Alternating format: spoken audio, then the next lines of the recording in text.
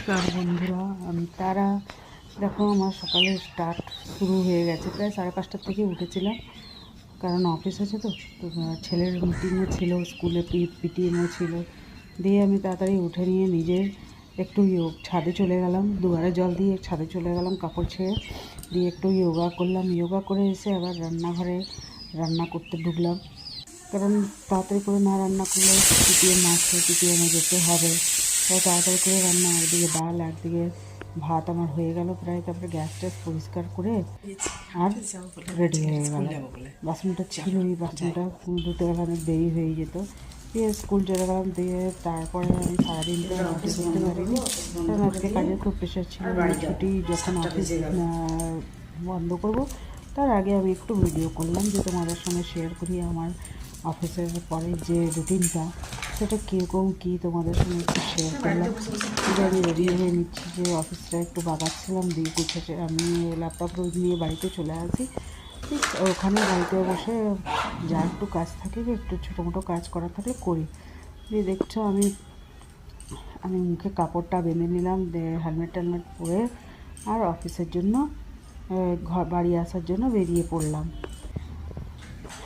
এই যে অফিসের লোক দেখো, সব কিছু সেট আপ করে নিলাম, বন্ধ করে নিলাম। এইবারে আমি হেলমেট পরে নিয়ে আর এবারে মাকে প্রণাম করে নিয়ে আর বেরোচ্ছি।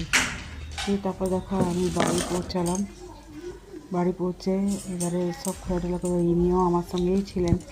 ইনি গেছিলেন আমার অফিসে, কিছু কাজ ছিল তাই ছেলেটাকে দিয়ে করাচ্ছিলেন। আমি আজকে খুব টায়ার্ড হয়ে গেছি। সকাল থেকে তাড়াতাড়ি করে উঠে স্কুল গেলাম, পিটিএম অ্যাটেন্ড করলাম, তারপরে সারাদিন অফিসের কাজ। তো কিন্তু যাই হোক, দেখো বাড়িতে কাজ পড়ে আছে, কারণ আমার মেড নেই যে মেড আমার কাজ করে দেবে। বাড়ির বেশি না, বাসন পড়ে আছে, আমার একা হাতেই সব কিছু করতে হয়। আর আমার এটাও ঠিকই লাগে, জানো তো। মেয়েদের উপরে ভরসা করে আমি কাজ করতে পারবো না, কারণ অনেক টাইম লাগে। এটা অনেক টাইম, কোনো দিন আসবে কোনো দিন আসবে না। যখন না আসবে ভাবো তো, সেই তখন কীরকম প্রেশারটা পড়বে আমার উপরে। যার উপরে আমার মতো অনেকজন তোমরা আছো যারা উইদাউট মেড ওয়ার্কিং ওমেন হচ্ছে।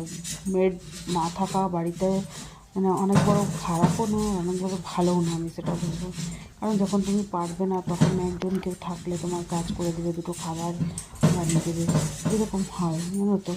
তা আমার ভিডিও কার কার সঙ্গে রিলেটেড হচ্ছে দেখো, আমার রান্নাঘর পরিষ্কার টরিষ্কার হয়ে গেল। আমার ভিডিও যদি তোমাদের ভালো লাগে, প্লিজ লাইক অ্যান্ড সাবস্ক্রাইব করে দিবে। আর আমার ভিডিও কার কার সঙ্গে ম্যাচ হচ্ছে প্লিজ কমেন্ট করো। Thank you.